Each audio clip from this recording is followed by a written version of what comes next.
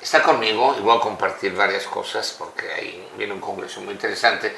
La maestra Cecilia Fabre, que, ¿cómo le podemos decir? Eres psicóloga con maestría en terapia familiar sistémica y maestría en psicoterapia ericksoniana, formación en constelaciones familiares y especialidad en configuraciones organizacionales y business coaching.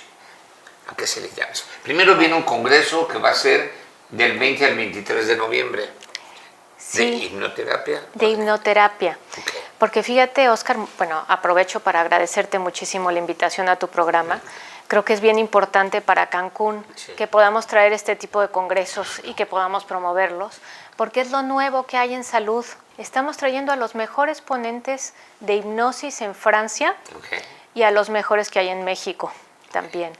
Entonces estamos haciendo una alianza entre un instituto que se llama Emergence en Francia y el instituto que se llama Centro Ericksoniano de México, que es un instituto que ha estado fundado desde hace 25 años. Yo digo que aprender hipnosis es como los médicos aprender a usar un bisturí. A lo mejor es muy fácil, pero saber en dónde abres, sí, eso es lo delicado. Sí. Porque estás trabajando con el alma de las personas. Te platico que algo bien padre que nos acaba de pasar como latinoamericanos Sí. es que hay una mesa directiva de la Sociedad Internacional de Hipnosis, la International Society of Hypnosis, donde hay 10 miembros en la mesa directiva. Y hace 4 meses me nombraron parte de esa mesa directiva representando a Latinoamérica. Qué bueno. Y muy pocas veces ha habido la oportunidad de que haya un latino dentro de esa mesa directiva en donde se discute la ética de la hipnosis. Que es muy importante. Eso es muy, muy importante.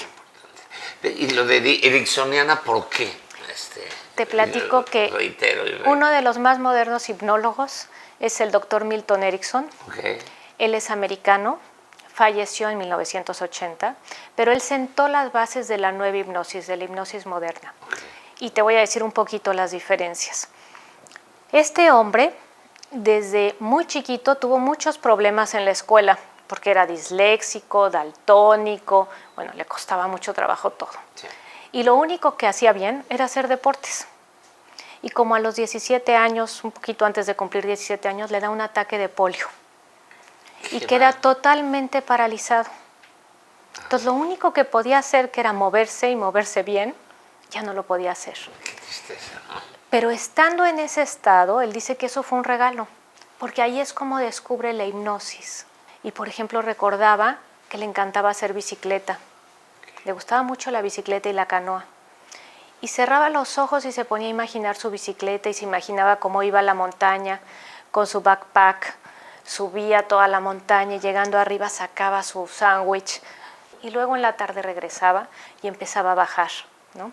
Y se patinaba su bicicleta y oía las hojitas que se rompían bajo las llantas de la bicicleta y los pajaritos. Y estaba metidísimo en ese recuerdo, disfrutándolo muchísimo, cuando siente la mano de su mamá, que le toca el hombro y le dice: Milton, ¿qué estás haciendo? Él no podía ni hablar. Abre los ojos y ve que sus manos que estaban en esta posición, estaban en esta posición.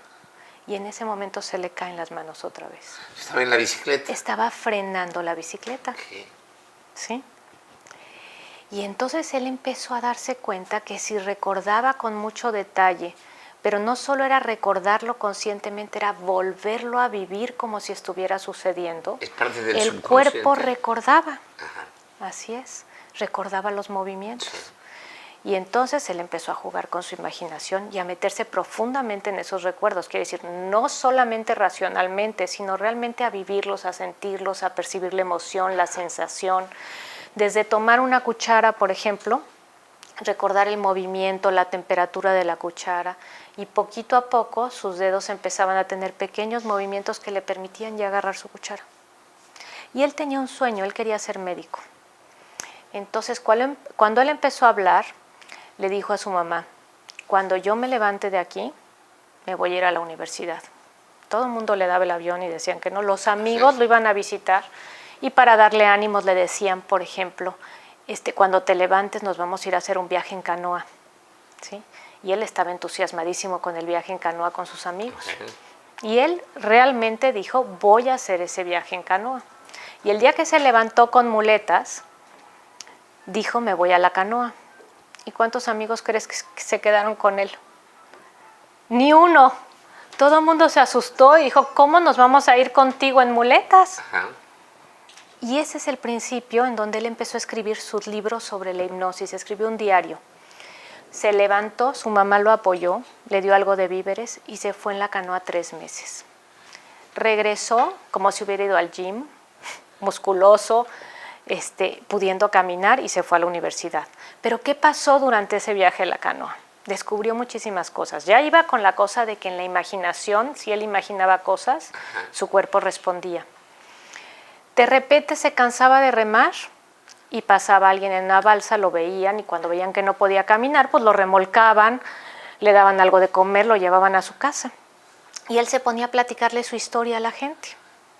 Y cuando les platicaba su historia, la gente se quedaba horas escuchándolo porque él narraba con mucho detalle. Y la gente no quería que se fuera, las familias que lo recibían. Al que le dolía la cabeza se le quitaba el dolor de cabeza, el niño que estaba llorando dejaba de llorar. Entonces él se empezó a dar cuenta que la forma en que hablamos genera cambios en los que escuchan. ¿Sí? Y esos son parte de los principios de la hipnosis. Y cómo hablamos, haciendo imaginar. Y si tú haces imaginar a una persona, todo cambia. Si tú estás en un momento bien de tu vida y alguien te empieza a platicar algo, ves un programa de televisión de algo terrible, empiezas a lo mejor a sentir un dolor en el pecho, un nudo en la garganta, hasta ganas de llorar aunque no sea tu historia, porque estás viviendo la historia. Sí. La mente es poderosísima. Viene un congreso. ¿En dónde va a ser este congreso? Va a ser en el Hotel Emporio, que es el hotel sede. Y va a ser los días 20, 21, 22 y 23 de este mes. La gente que tenga interesada, o es especialidades, ¿para quién es este congreso? En realidad es mucho más atractivo para las personas que están trabajando con salud, ya sean médicos, odontólogos, psicólogos, coaches también pueden ser, gente que esté como acercándose al trabajo con la salud y el bienestar del ser humano. Perfecto. Va a haber ponencias para médicos de anestesia, por ejemplo, de manejo de dolor crónico, trabajo con mujeres en diferentes estados, por ejemplo, menopausia, trabajo con adicciones, porque la hipnosis te ayuda muchísimo a manejar adicciones.